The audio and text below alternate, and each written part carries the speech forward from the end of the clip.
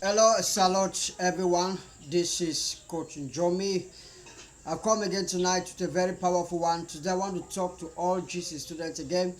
And we have had a great time. We've had some great teachings, some great stuffs. And I believe that it has been of great help to so many GC students. We have thousands of GC students that are following our videos. And so that is just so mind blowing. So if you are new to my YouTube channel, make sure that you subscribe and look below. You are going to see the red button. Hit that red button, hit the notification bell, because every day I come with videos like this for you to serve, motivate you, to show you how to make money online and how to be successful in your life. So today I want to talk about how you can pass the GCE easily. A lot of students, you have a lot of people that fail the GCE one time, two times, three times.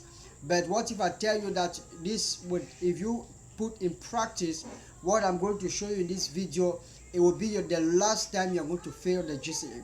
And if you are writing the GCE for the first time, as you are listening to this video, we put everything I will teach here into work, into practice.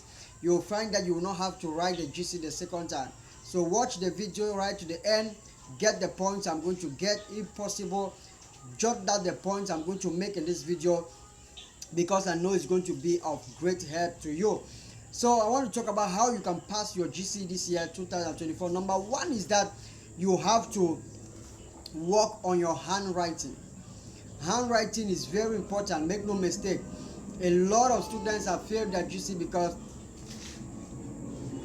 most of them, their handwriting is not good.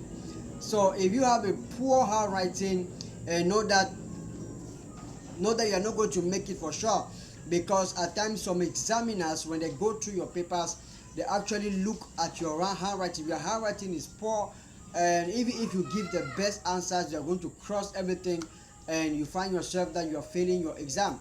So that is why even in school your teacher will tell you, work on your handwriting. And most of us have discovered that when we write our mocks, our exams, most time we get the answer correct, but because of our handwriting, the teacher has to mark it wrong until we go, we complain, we say, sir, I wrote it well, I don't know why it was wrong.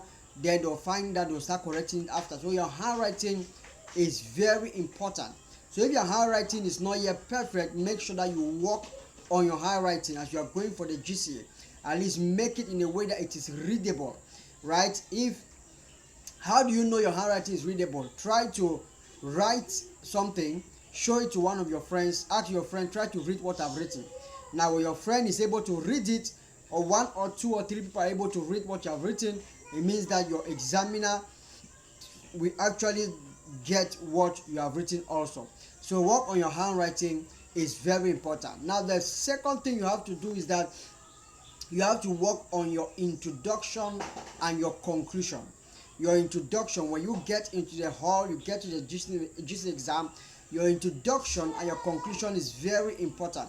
Now a lot of people neglect that side. A lot of people neglect that part, your introduction. Because why am I saying this? I'm saying this because I've said this in many of my videos. Most examiners don't read your body. They don't read what you have written, all the answers you have given, except for paper one, all the essays and all the like. Most times examiners, they are too tired that they don't read. Imagine you are marking maybe 1,000 papers in a day. You become so tired, so at that point, most examiners, when they are tired, they will tell you, okay, they will look at the introduction and look at the conclusion. Now your introduction of a topic will actually determine if you are making sense. Now if your introduction is good, even if you write nothing in the body, and your conclusion is good, believe me, you're going to pass that paper. Because if your paper comes in the hands of an examiner that is tired and just browse through your papers, if he looks at your introduction, your conclusion, he may give you a pass mark. So work on your introduction, work on your conclusion when you are going into your GCE exam, when you are writing your GCE exam. That is a sure way you are going to get the success. Now, one of the most important things to consider when going for GCE is your information. Your information, who you are, is very important. Now, most students have failed the GCE because they fail to provide their information. What is your information? The first thing when you get into the hall is to look at the center number, right, the candidate number, your name, and any other information that indicates to you or that presents you as a person. So work on the center number, candidate number, your name. When you get your hall, they give your paper, the first thing is to look at those things. You can write all these points I'm giving down. Write them so that you don't forget. You can revise them.